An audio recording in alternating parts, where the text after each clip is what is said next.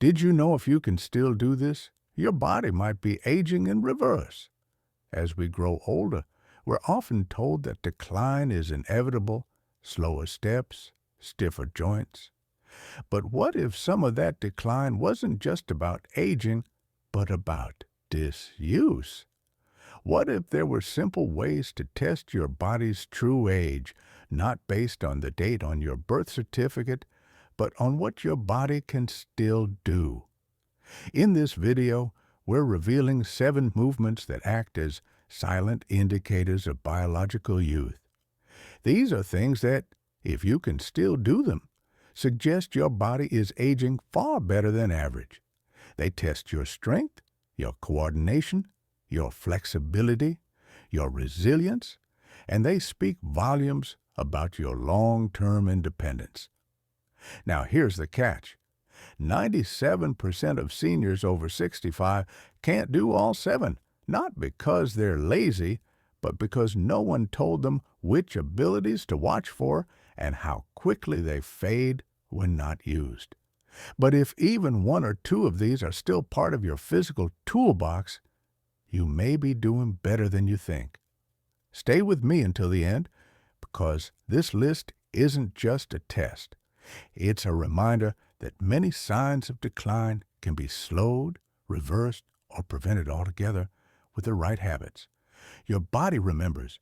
You just need to ask it to show up. Let's take a closer look. Indicator 1. Getting up from the floor without using your hands. One of the clearest signs of youthful strength and coordination, especially after 60, is your ability to get up from the floor without using your hands. This movement doesn't just test your legs, it checks your core, your balance, your hip flexibility, and how well all those systems work together. It's not about speed or grace, it's about control. Can you lower yourself down to the floor and then stand back up using only your legs and core for support? If so, your body is functioning far better than most your age. I remember Charlie, 78, who fell during a family picnic and wasn't hurt but couldn't get himself back up without rolling and crawling. He told me later, that moment scared me more than the fall. He started working on getting up from a seated position every morning. Within a few weeks, he could do it again, slowly, steadily, without help. Being able to get up from the floor is about more than independence. It's about survival. Seniors who can't get up after a fall are at much higher risk of complications, not because of the injury itself, but because of the time it takes to get help. The ability to do this movement requires 3 things: strong quadriceps, a flexible hip and knee joint, and decent balance. If any of those fade, this movement becomes difficult or even impossible. The good news, if you've lost this skill, you can work to regain it. Begin with partial movements. Practice squatting to a low chair, then standing. Use a cushion or mat to protect your knees. Build strength gently, and over time, that lost ability can come back. This isn't about impressing anyone, it's about reclaiming confidence in your body. Because the moment you know you can get yourself up from the floor on your own, you stop fearing the fall, and that kind of freedom changes how you move through your day. Indicator 2. Balancing on one leg for 10 seconds without support. It may sound simple, but your ability to stand on one leg without holding on to anything, just for 10 seconds, is a surprisingly accurate measure of your physical age. This one movement checks a lot: your core strength, ankle stability, neuromuscular coordination, and most importantly, your balance reflexes. If you can do it without wobbling or stepping out, it suggests that your body still remembers how to stabilize itself quickly, something that often fades without us even noticing. It's not just about standing still. It's about how your body responds to micro movements, the invisible sways and shifts your muscles make to keep you upright. These tiny corrections happen in your feet, calves, hips, and back. And if they're still working together, it means your nervous system is well connected to your muscular system. Joanne, 74, told me she used to brush her teeth while standing on one leg just for fun. She stopped after noticing she felt shaky, but after adding balance work back into her daily routine, she regained her confidence. "I didn't realize how much I missed feeling steady," she said. And here's what many people don't realize. Poor balance is one of the top predictors of falls in older adults.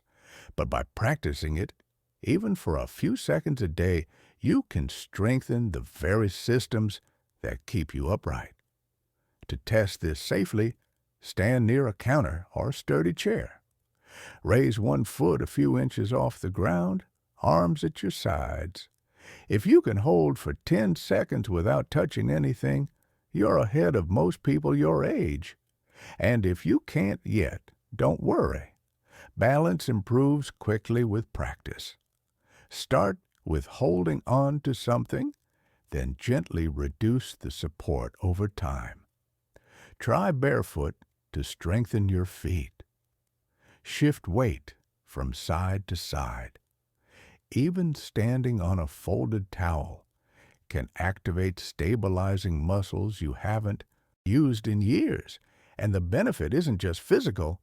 When you feel balanced, you move through your day with more certainty. You trust yourself more, and that quiet trust radiates into everything. How you walk, how you turn, how you respond to sudden shifts. So if you can stand on one leg for 10 seconds, or if you're working your way back to it, you're doing more than balancing. You're building resilience where it matters most.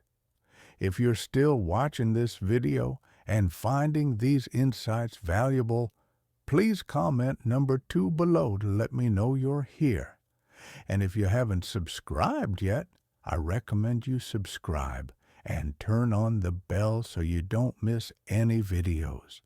Your support helps us continue creating good content to inform and inspire you. Now, let's move forward. Indicator 3, climbing stairs without stopping or holding the railing.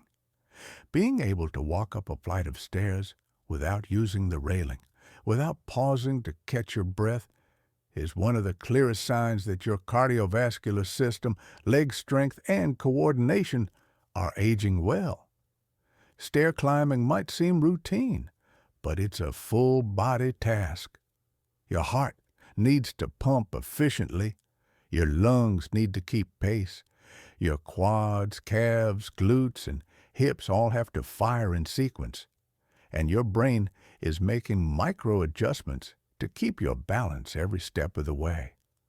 Most seniors slow down on stairs, not because they're lazy, but because one or more of those systems has quietly weakened. And that's what makes this indicator so useful. If you can climb stairs without holding on or resting, it's a sign your body is still working together in a coordinated, efficient way. There's a man I used to see at the community center, Mark, 81, who always took the stairs 2 at a time. I asked him once why he didn't take the elevator. He smiled and said, "If I stop climbing now, I'll forget how."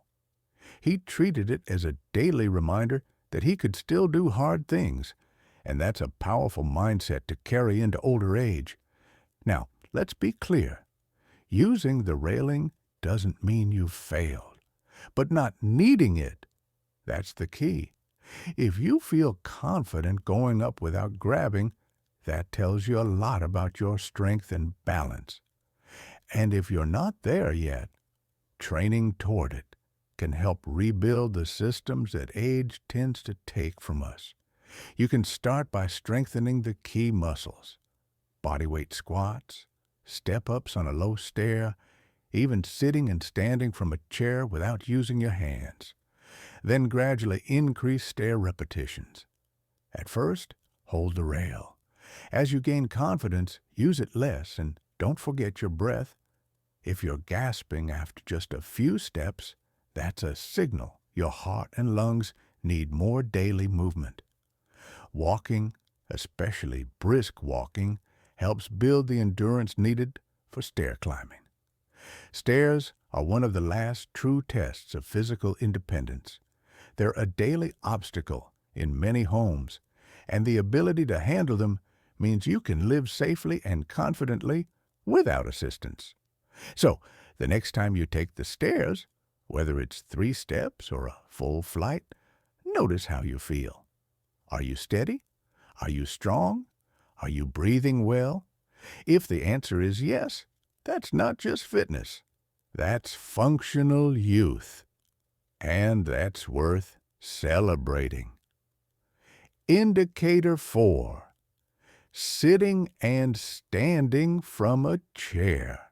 At first glance, this might not seem like much, but your ability to sit down in a chair and then stand back up again and again without using your hands says more about your real-world strength and independence than almost any other test. Why? Because this movement mimics everyday life. Getting up from the toilet, rising from the couch, sitting down at a dinner table, these are the moments most people take for granted until the day comes when they can't do them without pushing off with both hands or leaning hard on the armrest. When you can rise from a chair using only your legs, you're showing strong quadriceps, a stable core, flexible hips, and solid coordination. It also means you're less likely to fall during transitions, the in-between moments that so often lead to injury. I once worked with a man named Robert, 83, who said, "I don't mind getting older. I just don't want to need help standing up." We tested how many unassisted chair stands he could do in 30 seconds. At first, it was only 3, but after a few weeks of daily practice, he got to 10. More importantly, he said he felt less afraid to go out. "I know I can get up if I sit down somewhere," he told me. That's real freedom. This test is simple to try. Sit in a sturdy chair with your feet flat on the floor and arms crossed over your chest. Try to stand up fully, then sit back down gently without using your hands. Can you do it 5 times in a row? 10? If so, you're ahead of most people your age. And if it's difficult, don't let that discourage you. That's your signal, not of failure, but of where to begin. You can build strength with supported squats, slow descents to a cushion, or just doing 1 or 2 reps each day. Over time, you'll improve. This isn't about exercise for exercise's sake. It's about reclaiming ownership of your daily life. The ability to rise from a chair doesn't just keep you safe, it keeps you confident. It means you can live without constantly wondering, what if I can't get up? And confidence in your body, especially in your 70s and 80s, is one of the most underrated sources of joy. So whether you're doing this now or just starting to build toward it, remember, every time you stand up without help, you're standing up for your independence. If you're still watching this video and finding these insights valuable, please comment number 4 below to let me know you're here. And if you haven't subscribed yet, I recommend you subscribe and turn on the bell so you don't miss any videos. Your support helps us continue creating good content to inform and inspire you. Now, let's move forward. Indicator 5. Touching your toes while standing with knees straight. This one might surprise you. If you can touch your toes while standing with your knees straight, you're not just flexible, you're preserving a youthful range of motion that most people lose by their 60s. Toe touching isn't about circus trips or gym class nostalgia. It's about functional flexibility. When you bend forward and reach toward your toes, you're testing your hamstrings, your calves, your lower back, and your spinal mobility all in one smooth, continuous motion. And here's the key. You're also testing the connection between your brain and your body.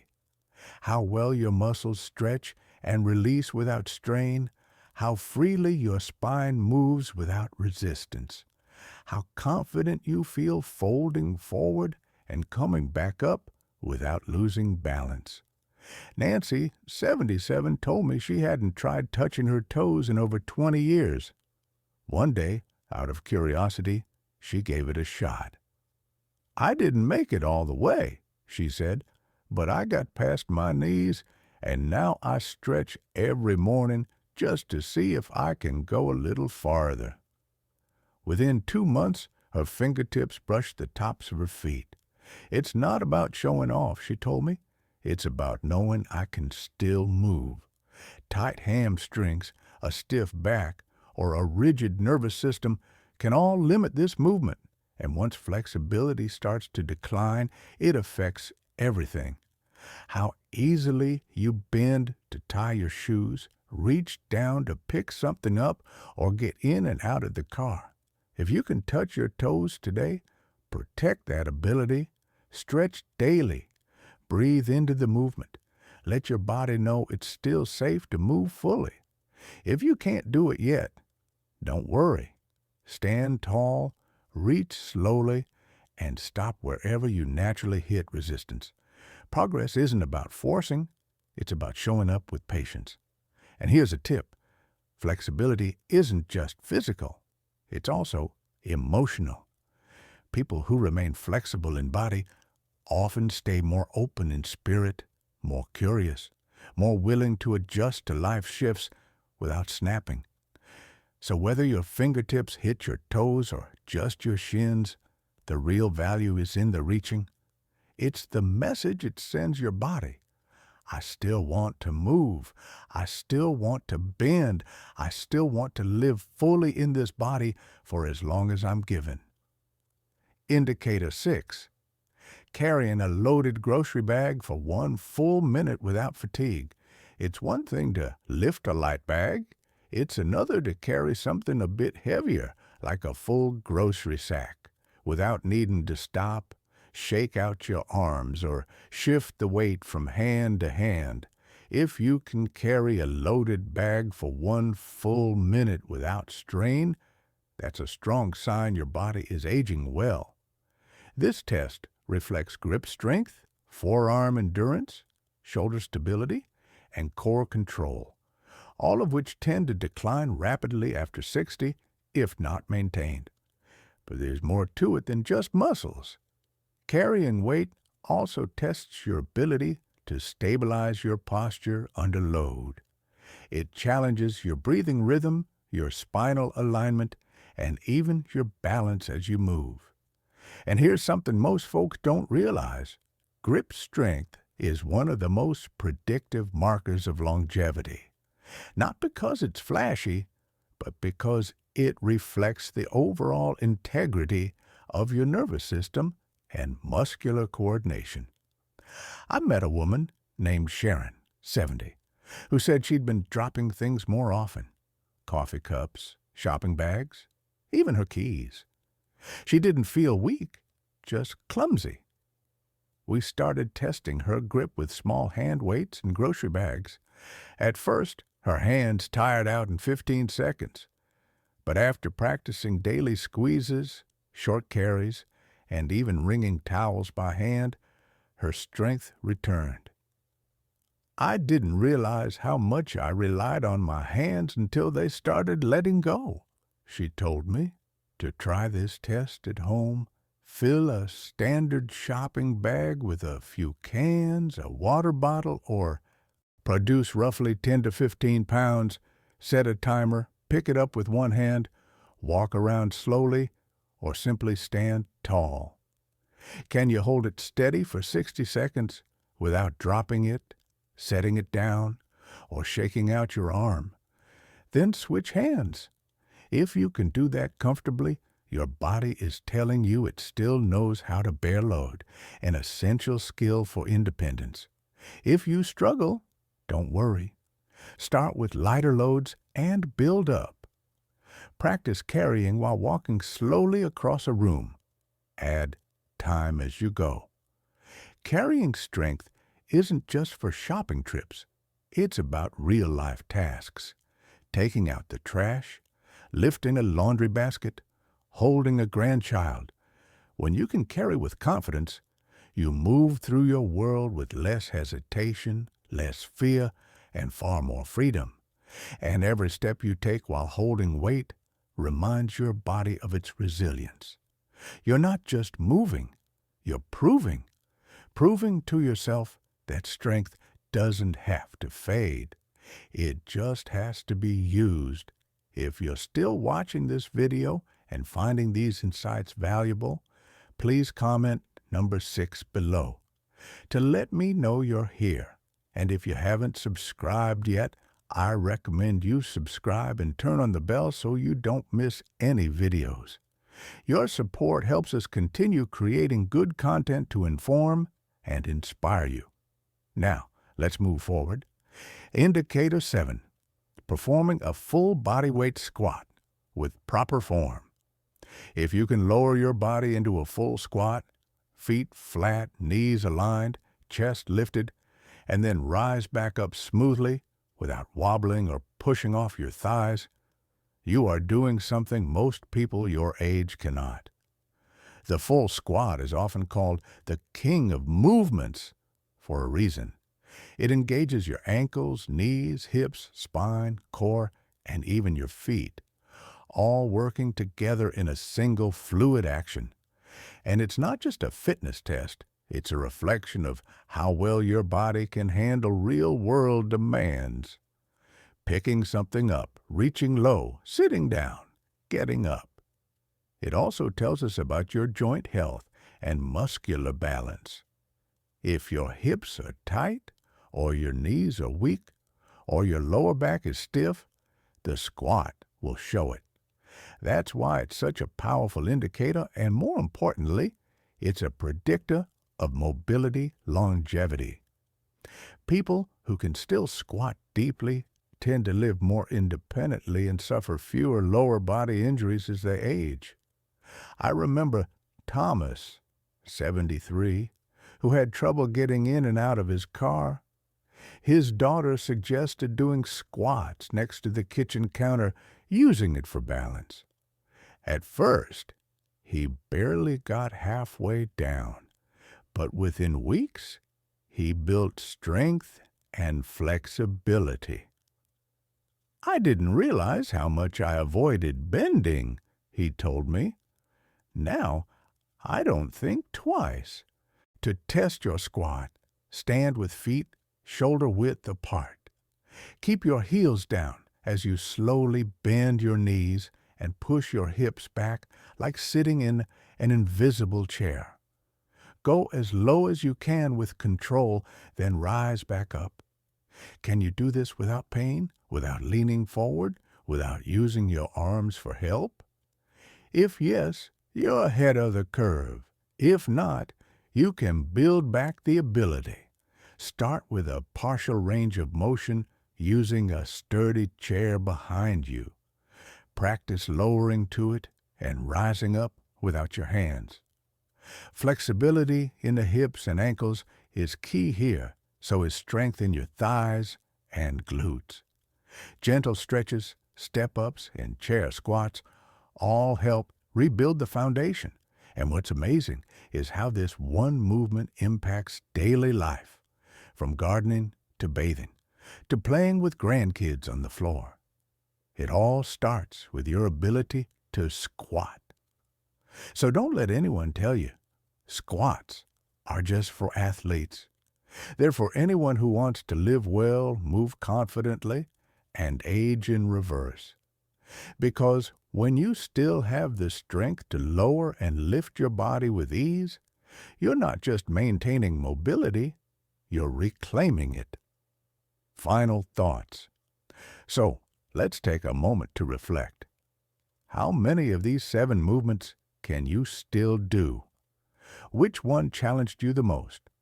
And more importantly, which one gave you hope that your body might be stronger than you thought? Here's what I want you to remember. This isn't a pass or fail test. It's a wake-up call, a quiet reminder that aging doesn't happen overnight. It happens through habits, choices, and whether or not we keep asking our bodies to move, adapt, and support us. Even if you couldn't do most of these today, that doesn't mean you never will. The human body, even in our 60s, 70s, or 80s, is astonishingly responsive, and often all it needs is a consistent, gentle nudge in the right direction.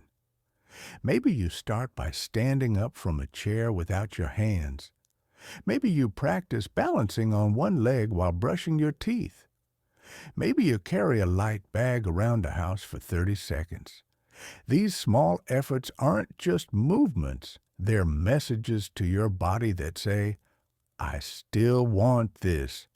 I still believe in what you can do. Because when you choose to challenge yourself, even in small ways, you're choosing vitality over stagnation. You're choosing engagement over decline. You're choosing to live not just longer, but better. And the truth is, most people never get told what to look for when it comes to aging well. That's why this video exists, to give you a clear, hopeful, and realistic way to measure where you are and what you can do about it. So, take this list as encouragement, not judgment. Your body might not be perfect, but if it's willing, that's enough. Thank you for joining us today. We'd love to hear from you. Leave a comment below and share one thing you learned today and how you plan to use it in your life. Your thoughts are important to us, so don't hesitate to share them. Reading your comments gives us great motivation and encouragement. If you enjoyed this video and found it helpful, please like, subscribe, and share. Your support helps us continue creating good content to inform and inspire you. Thanks for watching, and we look forward to seeing you in the next video.